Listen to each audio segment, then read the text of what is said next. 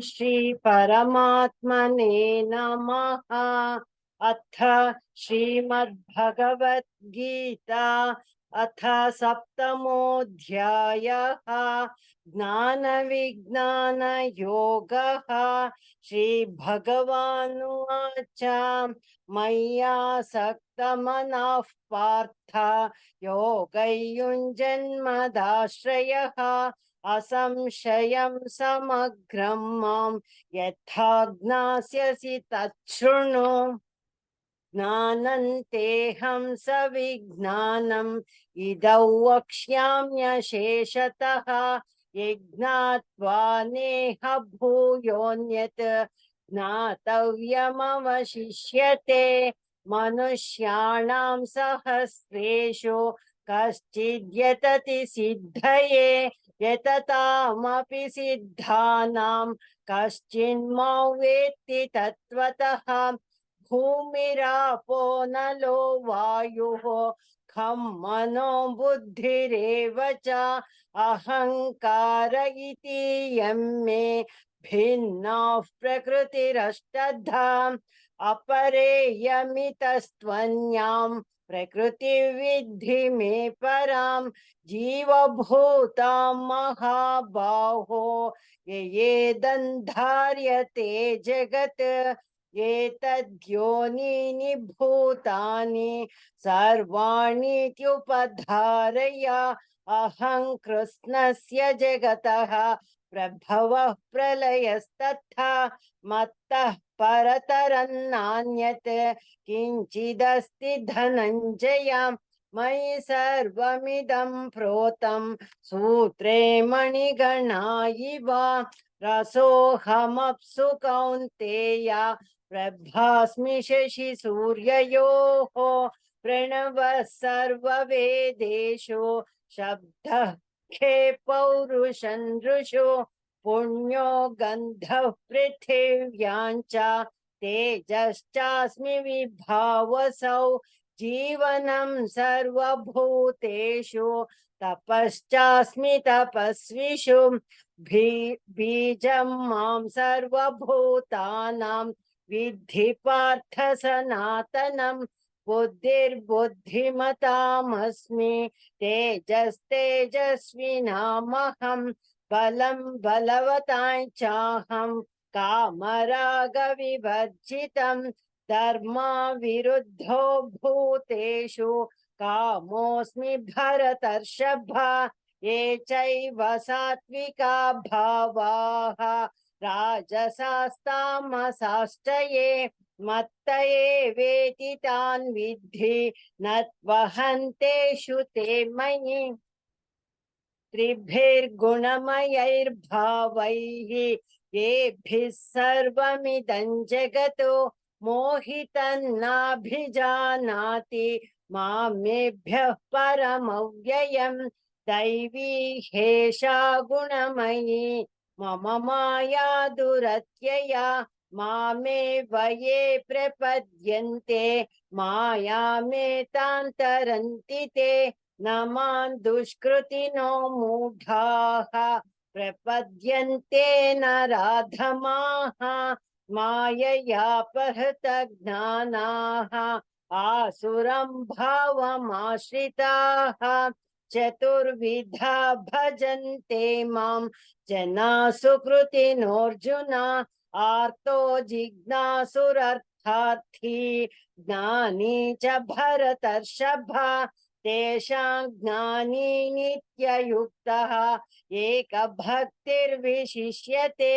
प्रियो हि ज्ञानिनोत्यर्थम् अहं स च मम प्रियः। उदारा सर्व एवैते ज्ञानी त्वात्मैव मे मतम् आस्थितः स हि युक्तात्मा मामेवानुत्तमां गतिम्। बहूनां जन्मनामन्ते ज्ञानवान् मां प्रपद्यते वासुदेवः सर्वमिति स महात्मा सुदुर्लभः।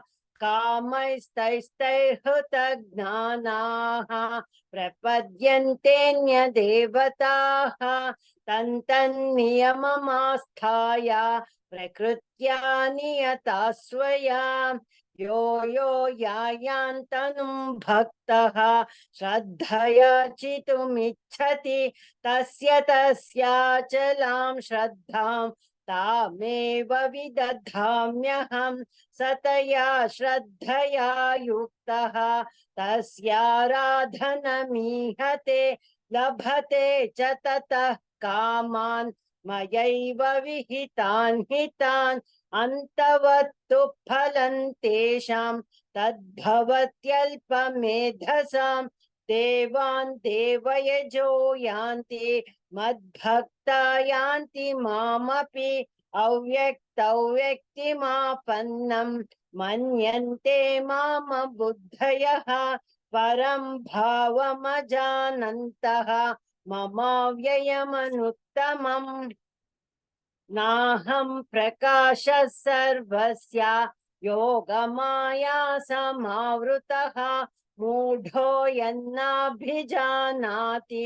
लोको मामजमव्ययम् वेदाहं समतीतानि वर्तमानानि चार्जुन भविष्याणि च भूतानि मां तु वेद न कश्चन इच्छा द्वेष समुत्थेन द्वन्द्वमोहेन भारत सर्वभूतानि सम्मोहं सर्गे यान्ति परन्तप येषां त्वन्तगतं पापं जनानां पुण्यकर्मणां ते द्वन्द्वमोहनिर्मुक्ताः भजन्ते मां दृढव्रताः जरामरणमोक्षाय मामाश्रित्य यतन्ति ये ते ब्रह्म तद्विदुः कृत्स्नम् अध्यात्मं च कर्म चाखिलं साधिभूताधिदैवं मां साधियज्ञं च ये विदुः प्रयाणकालेऽपि च मां ते विदुर्युक्तचेतसः ॐ तत्सदिति श्रीमद्भगवद्गीतासु उपनिषत्सु ब्रह्मविद्याया योगशास्त्रे श्रीकृष्णार्जुन संवादे ज्ञानविज्ञानयोगो नाम सप्तमोऽध्यायः सर्वधर्मान् परित्यज्य मामेकं शरणं व्रज अहं त्वा सर्वपापेभ्यः मोक्षयिष्यामि मा शुचः ॐ श्री परमात्मने नमः श्रीमद्भगवद्गीता अथ अष्टमोऽध्यायः अक्षरब्रह्म योगः अर्जुन उवाच किं तद्ब्रह्म किमध्यात्मं किं कर्म पुरुषोत्तम अधिभूतं च किं प्रोक्तम् अधिदैवं किमुच्यते अधियज्ञः कथं कोत्र देहेऽस्मिन् मधुसूदन प्रयाणकाले च कथं ज्ञेयोऽसि नियतात्मभिः श्रीभगवानुवाच अक्षरं ब्रह्म परमं स्वभावोऽध्यात्ममुच्यते भूतभावोद्भवकरः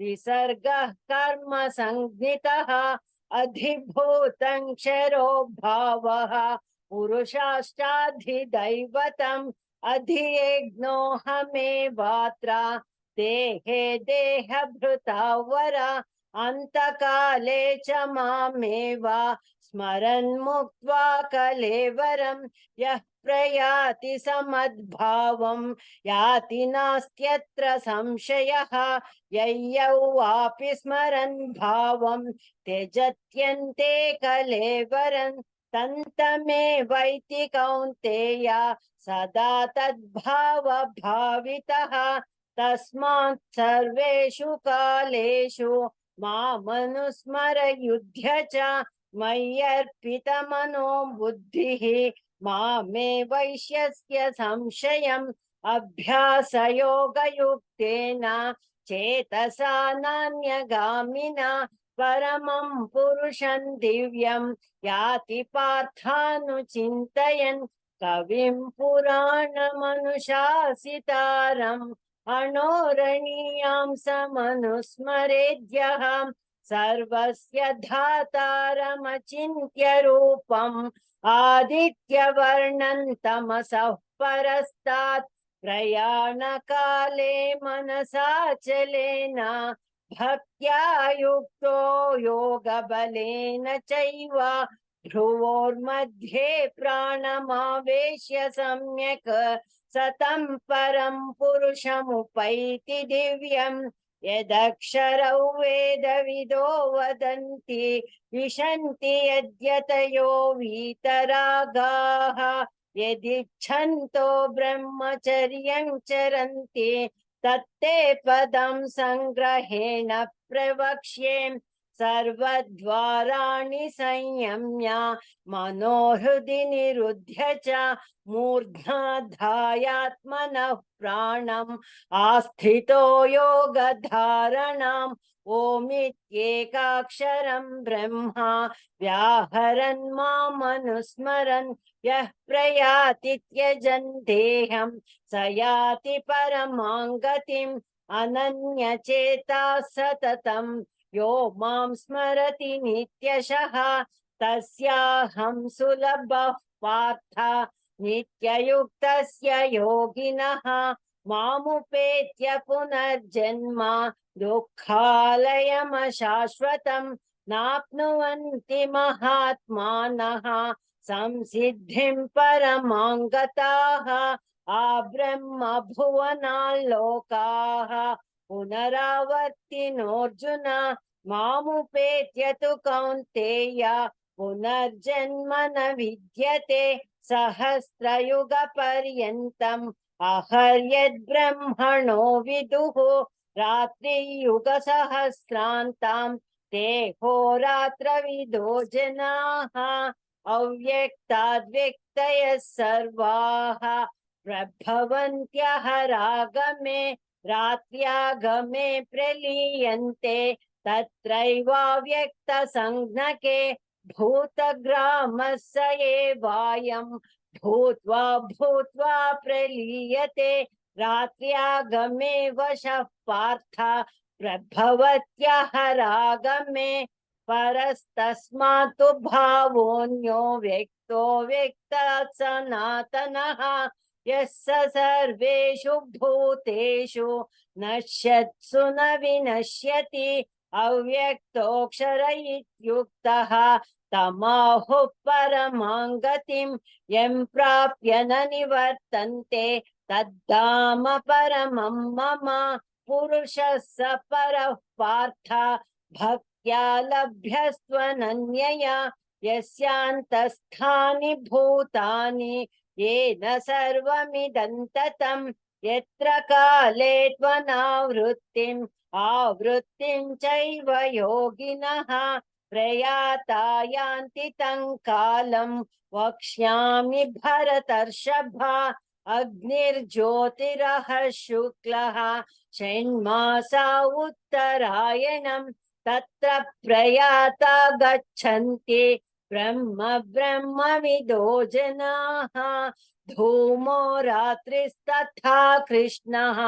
षण्मासा दक्षिणायनं तत्र चान्द्रमसञ्ज्योतिः योगी प्राप्य निवर्तते शुक्लकृष्णे गतिहेते जगतः शाश्वते मते एकया यात्यनावृत्तिम् अन्यया वर्तते पुनः नैते श्रुति पार्थ जानन् योगी मुह्यति कश्चन तस्मात् सर्वेषु कालेषु योगयुक्तो भवार्जुन वेदेषु यज्ञेषु तपस्सु चैव दानेषु यत् पुण्यफलं प्रदिष्टम् अत्येति तत्सर्वमिदौ विदित्वा योगी परं स्थानमुपैति चाद्यम् ॐ तत्सदिति श्रीमद्भगवद्गीतासु उपनिषत्सु ब्रह्मविद्याया योगशास्त्रे श्रीकृष्णार्जुन संवादे अक्षरब्रह्मयोगो नाम अष्टमोऽध्यायः।